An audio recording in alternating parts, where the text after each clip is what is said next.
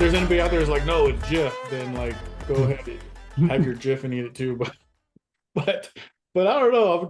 I'm a huge fan of GIFs, and I think that it's a really great way to like express yourself. You can have these static images and be like, oh, this is this fixed image and it represents something, but like GIFs are a way to like express myself. And so I'm just really happy where GIF strip is right now. We've talked a lot about Forge, or at least Yeah, we're going to talk more about Forge. yeah, um and I just wanted to point out that I think that life is better in GIFs or GIF. yeah. I feel the same way, except for about emojis. I haven't used Twitter in ages. But and I know it's on GitHub, but I think it's like my description, whatever that is, profile description is like, what would we do without emojis? I I love emojis. So I feel you. I think I like emojis because like they're the perfect pictographic language, but obviously they don't pack in as much as a GIF does. So we haven't got a chance to chat. It's getting like harder for us to schedule these things. Yeah. Um, some of that is, of course, on me. I think everybody that's been listening to the podcast for a while knows that any scheduling responsibilities fall on, or not responsibilities fall on you, challenges fall on me, which is a great, like, there's probably a conversation we had there about a racy, but we don't need to get into that. But lately, some of your scheduling has also started to come through. Is Right. that like new responsibilities and pressures at the job? Am I allowed to ask that? Yeah. You know, there's days where I want to go back and I just want to like sweep and mop the floor, right? I just Yeah. want the lowest amount of responsibilities, and I'm like, you go do all that big heavy thinking, and I just want to sweep and mop the floor. So you're absolutely right. Sometimes, um, as your work gets more and more complicated and responsibilities build, then your time is less and less yours, and that can be something difficult to manage. Yeah, and I think it's a natural career progression, which you and I have both experienced, but I think it's also a natural company progression. And that's kind of what I want to talk about today is like company progressions and like just to call it what it is. You and I have worked at several startups now, and you have this phase of a startup, like I will say transparently that I don't think you got to enjoy it quite the same way I did. Because when I joined Stored, there were literally 20 engineers. I don't know how big the places you've worked since then, but that was the smallest place I ever worked, and stuff was moving all the time. It moved so quickly, and it still moved pretty quickly when you joined there a couple of months later. But the company grew and grew and grew, and by the time I left, there were like 140 engineers, which is, and so over that time, my responsibility shifted. Of course, I took on management responsibilities and road mapping and vision. Like when I first got there, I was like, oh, I want to make this change. I would just open my IDE and type in the code and submit a PR and have some random person approve it. And then I would merge it and off to production it would go. And then like by the time I left there, I was like, oh, I want to make a change to how this works. I have to like write this big old documentation and attend several meetings and get buy-in and write tasks and have somebody else write the code. And then eventually that code will go under some rigorous amount of review, and then it will go into production again. And like just the long tail there is like as I progress through my career and get further away from code, it takes longer to do those things. But also as a company progresses, and I'm going to say sometimes artificially, there's a whole bunch more process that gets injected in there. And I think it begs the question of why. And we've talked a lot about process, a lot about process, and a lot about scale. And so I want to ask, I want to talk through this a little bit because I also think that some of that is projected. Like we're going to be big someday, so we need to solve those problems now. And I tend to think of that as like pre-scale solutioning. Like you don't need all that yet. And then some of that is like, oh no, we have some problems. Let's add some process here. But like but do you need it? That's I think at the core is like why are we adding these things? Why are we adding all of this process? And to me, I think it comes down to something that of course we've talked a lot about on this podcast, and that's trust. Is that as the Yeah. company grows, we begin to lose trust in our ability to predict the outcome of a change. Yeah, I think there's man, there's a lot there. So like in my current role, um, I'm not a huge fan of the process that we have introduced. And when we say we, I can I will very much say not me, because I am a fan of very little process. I am a fan of good enough for now. Like I'm like, let's get it out there and let somebody tell us if they want us to change it, versus us to constantly, strive for perfection. And so um when you talk about like process and things like that, I think about something you're going to get to, which is trust, and what you mentioned here. Mhm. I trust my work. And it's not to Yeah. say that I write perfect code, because I don't always have the right solution, but I'll give you the solution that works mostly for now, right? Yeah. And again, it's the idea of not like prematurely solving those problems real far into the future. And if you think about it, you just said this right. You're solving problems for when we're going to get big, or when we're going to be Mhm. big. Yeah. But you think about the difference between like enterprise and startups and like everywhere in between. Enterprises, usually there's so much rigor and process in place, right? Mhm. And you mentioned this with Stored, you're right. I had never worked at a startup before I went to Stored. And Stored was like, I think they had received like their Series C round of funding, or D or something. It was like a $65 million injection, Mhm. but they Mhm. didn't even give me any of it. They just gave me like a little bit, Mhm. right? And so I come in and you start to do work, and it's still faster than the enterprise for Mhm. sure. But still, you start to think about like all the things that need to happen before your change goes in. And you talked about trust. For me, I would also throw out the term control, right? That everybody wants to have their slice of control. Mhm. And so designers want to have their say. This design needs to be, you need to move this 2 pixels to the right, right? So design's got to sign off, and then you've got to have product sign off, and then you got to have your lead sign off, right? So, and then the technical side is like, well, this code isn't the way I would write the code, and Mhm. all these layers of control, all these people, too many cooks in the kitchen, and we get away from good enough. Yeah, and I think there's a little bit, a lot to unpack there. Like, I think like, I want to talk a little bit about trust, because you mentioned like, I think most of the time, none of us write great code, like, or like the perfect code, right? I don't write the perfect code, and so when I think about like, well, how can I deliver my code fast, knowing that there's a chance that it might break, right? And what we do is we front load all of this responsibility to ensure that something doesn't break. And we front load all this process through that. But I think that's usually to balance the fact that we haven't built trust in the ability of our system to tell us if it's not working and autocorrect. We also haven't built trust in our own ability to change things quickly once they're in production. Like, I think about rollback processes, and I remember this lesson hard learned at USA was like, everything you did, you had to write like, what was your rollback process? Is it going to require now, y'all, just for our listeners and for those that don't know, like when you work in enterprise, not always do you have like CI/CD processes. Sometimes you're throwing code on a conveyor belt that will go out weeks from now. And so when you throw your code on the conveyor belt, one thing they might ask you is like, well, how are you going to fix this if it breaks? Because that means you're going to have to throw more code on the conveyor belt. And so you have all this rigorous process around like, well, how can we turn it off and on again? And you learn about feature toggles and stuff like that. But like, I think that's at its core, is like, we don't have a great way or a great amount of trust in our post-delivery correction capabilities.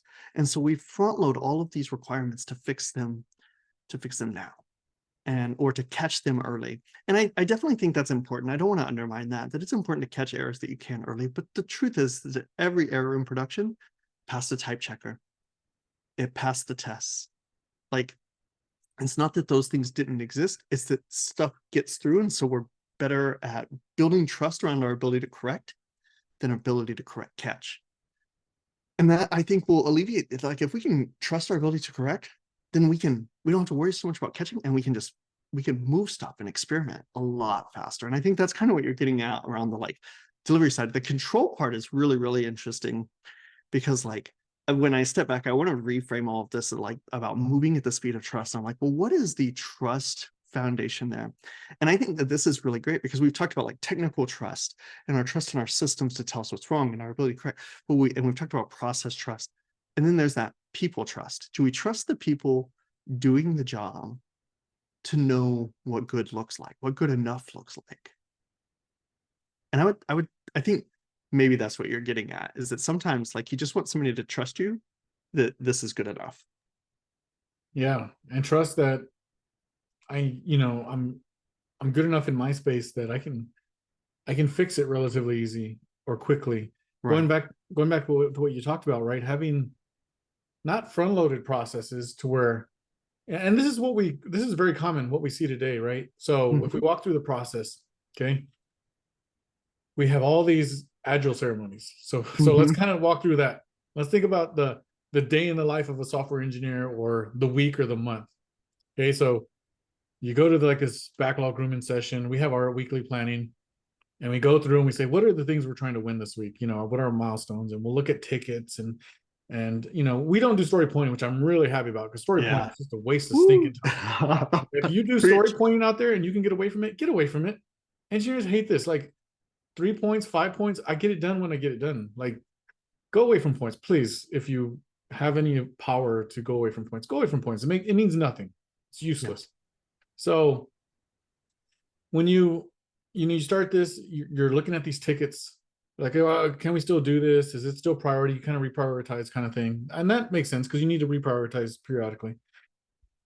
All right, then maybe you assign some tickets, maybe you continue working the ones you are, and then you pick up a new ticket. Go ahead, Randy. Wait, and then I think you missed one. Is the perpetual redefinition and requirements gathering that Yeah, happens with that. Like you're like sitting there, and that's like what like epic refinement is like, and this really is the beginning of the de-evolution of that trust cycle to me. That's why I feel like it's yeah, so important to hammer on, is because it is. it's like it's a recognition that if we don't know it now, like there's no way to get it later. And that should cause everybody to stop and pause and first ask, are we actually agile? If we can't miss requirements, are we Yeah, actually agile? yeah, If we can't just shuttle or jettison requirements, are we actually agile? But I just want to call that out because that's like where the process of trust degradation begins, is that yeah, this worry, this concern that we must capture every requirement, that we yeah. can't just throw it on the wall and demo it and give feedback and iterate. Like if we can't do that, like that's where that trust process really starts. Yeah, I 100% agree. Like all these processes, right? And there's very little trust. It's just, right. So we're all about getting it right and capturing every single thing. Okay. And then maybe you grab a ticket and then you Mhm. start to work it, or you start to think about it. And then you have to maybe have like a ADR, right? Just for your change. And you're like, come on, do I really need this? And you loads of documentation. You've got to throw it on a wiki here, and then you've got to update this, especially if your processes are still manual, right? But still, Mhm. you've got to let everybody know this is what I'm doing, this is how I'm doing it, right? And then you get to the PR, and then you've got to let everybody know again how you're doing it and what you're doing. And then you get all this feedback that says, well, wait, the way you're doing it, what you're doing, we can't do that. We need to make these changes. I was talking to this guy in the server, Amazingly Average server, and he has his first job, right? He's doing his first job. And he talked Mhm. about the same thing. He had one small change, and it took him like 5 minutes to make the change, but the pipeline and everything else, right, took so much more time. But if you think about this, you could do one small ticket, and I'm talking about like one small ticket, like one line, two line changes, right? Like you're just adding a small thing, or maybe even a feature and it's Mhm. a couple files, no big deal. But it still only takes you maybe 30 minutes to do it, to actually write the code.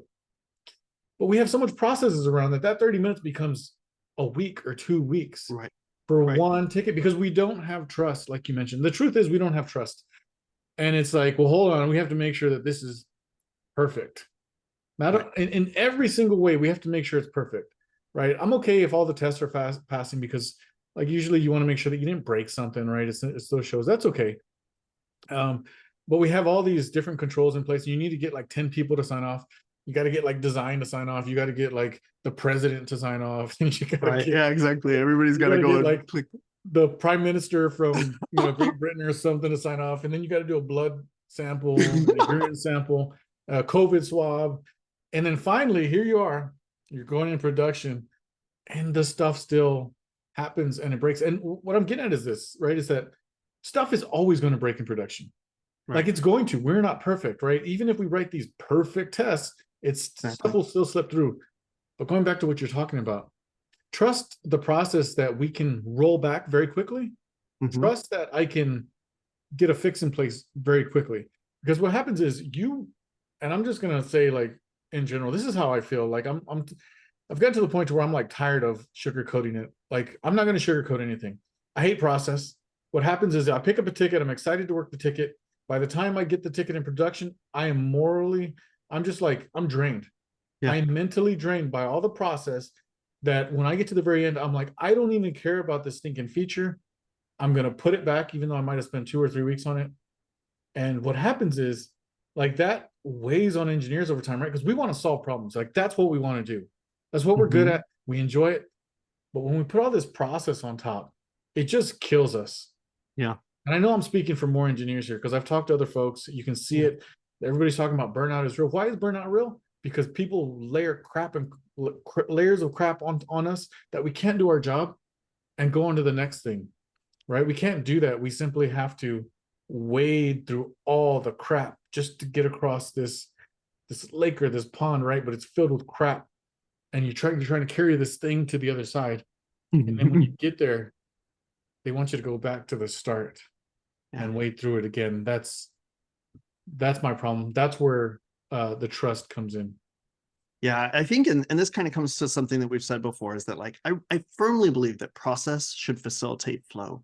I've said that before, that if a process doesn't facilitate flow, then it's the problem. But I also want to like emphasize something else, that a process should facilitate trust. And like, if you have to invest in a process or a system where that system can build just as much trust as the process, you should invest in the system. Like, we've talked a lot about rollback here. And rollback is a system that, like, commitless rollback is a system that every engineering organization should invest in right up front. Because what we've done is, and you and I both learned this at Stored, maybe, I don't know, I learned it at Stored for sure. And that's the principle of one-way and two-way doors. And like, the great thing about rollback is that it makes every single code delivery a two-way door, which means that the amount of decision up front that has to be done on it should be dramatically decreased, because we can always just change our mind and we can change it. And so like, you know, that's one thing, is like taking one-way doors and turning them into two-way doors, but really is just taking processes and finding ways to ensure that they facilitate trust, which sometimes means getting rid of them. Because like, if you have, I mean, we've both experienced this, where you have like a very noisy set of tests that always fail and everybody just reruns them. This is a process that is completely useless. It is just in your way to slow you down, frustrate you, and make a change that should take you 30 minutes to get to production Yep. take 3 days, because it's just the tests are failing over and over and over again. And there's alarm bells and whistles. And now you're fixing the test and not fixing your code. And like, and so that's not a process that facilitates trust, because now you don't know, like, to your point, like, we don't know if the tests actually tell us if anything's broken, because they certainly don't tell us that stuff is working. And so like, that's the thing that I would take away or drive at, is like having processes, making, like, asking, like, what trust does this facilitate? Because organizations really are built on trust. And I'll emphasize one other thing: in a world where we all have to, like, we're all feeling the pressures of moving faster, we move at the speed of trust. You've experienced this probably. I know I have. I'll be driving down the road and I'll have some great music playing, probably on like some road trip or something. And all of a sudden, out of nowhere, like, the storm blows in and the wind's crazy and it's raining and maybe it's hailing. And I do two things pretty much immediately. I turn down the radio and I slow down, because I'm not going to try to drive faster in a storm where I don't trust the vehicle to stay on the road. I don't know what's in front of me. We move at the speed of trust. And so like, it's okay to slow down if you don't because, but that's an admission. Slowing stuff down it's a confession. And we have to address it that way. It's a confession that I don't trust this. And once we make that confession, if we have to put a process in place because we don't trust something, that's great. But the process isn't facilitating trust, it's confessing that we don't have it. Now we have a secondary thing that we need to resolve. We have to build trust there. We have to build the ability to trust so that we can put the foot back on the gas again. Yeah. I love the foot on the gas thing. You know, I'm a very much foot on, foot all the way down on the pedal kind of person. And and imagine one of those movies where somebody's in a truck and they're driving through all these traffic cones, not cars, but traffic cones, and they're just like knocking down the traffic cones. That's me. I just wanna go fast and deliver the thing, right? And be okay that things aren't going to be perfect along the way. I might hit this, I might hit that. but at the end, I'm going to get my stuff there, and then we can reassess when we get there. And I think that's, we're all different. Some people are like super analytical, right? And we want to stay and analyze the thing forever. And other people are like, like perfectionists too. And then other people, I just want to get stuff done, right? I don't even care if it's perfect. And it's a stark change from where I started. Like when I was first writing code, and I'm with code or with something else, right? I kind of, subscribe to that model of like, hey, we should be good. But, after working with, Studio Anvil and working with Forge, right? Because this is our second round of Forge, but Yeah. working at some startups, working at enterprise, where I've really gotten to is the fact that I know what I like now, and I know what I want. And what that is to deliver value fast, not necessarily the perfect value, right? Or the perfect solution. Because the truth is it'll never go out. And we see that a lot of times with like at your job or at my job.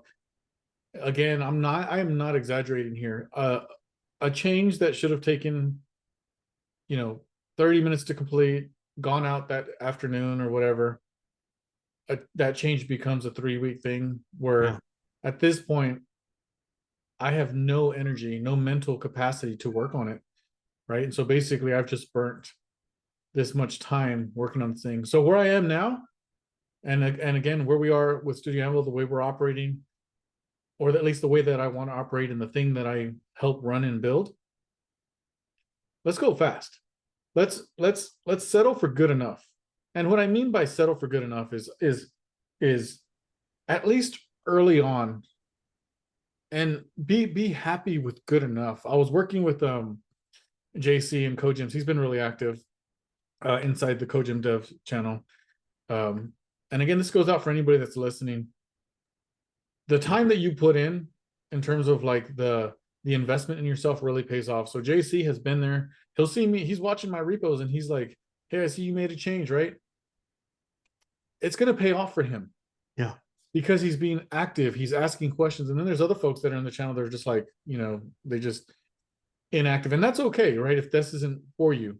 But someone like this that's saying, hey, I'm going to put in the time and learn from this. One of the things that I've kind of been really transparent with him about is let's shoot for good enough. Because if I shoot for perfection, this never goes out. Yeah. Right. Happens all the time with regular billion-dollar companies. Apple has issues. They go out, and that's why you get these bug fixes. That's why you get these software updates, these patches, because something was identified after the fact. And I just wish that more companies can do this, but at the very least, even if other companies, they can't adopt this because and I'm going to say it out, they're so scared, right? Well, they don't have that trust. They don't have the trust, right? So I was getting to that, but they're so scared for 2 reasons, right? They think that they're saving babies, but they're not. And then the other part of this is they don't have trust in their engineers or in their team or whatever. And I think it's something with us, like, man, I look at what Lewis is doing and the work that you and Lewis are doing, like Lewis, especially on Gollum, and you with like, well, I know you've been working across the board on everything, but when I see all this work, I'm like, you know what? I have this trust, right? That you're doing what needs to be done. You notice, right? I don't inject myself, and it's because for what? To slow you down? Like there's trust there. I see what Lewis is. What happens if Lewis writes some bad code and it breaks? Do any babies die? No babies' lives are lost. Right. And so there's trust, and it's the same thing with what I do, right? I would like people to have trust in my work. I'm going to have trust in your work. We're all going to move at the speed of trust. And ultimately, like, we're going to feel good about our pace as opposed to trudging through this pond filled with layers and layers of crap. Yeah, absolutely. Like, I think a little bit about just my final thought here maybe is like we've talked a lot about code on this podcast, and like I think like one of the things that I was deeply like influenced by is a book called Refactoring, and one of the things that it sort of emphasizes: make change easy, then make the easy change. So when you get into a code base, the first thing you do is you refactor to make the code the change you need to make easier to make. And then you make that change, you make the easy change. And like, I think that's a mentality that probably scales to organizations. First of all, let's make change easy. And then we can just make a bunch of easy changes.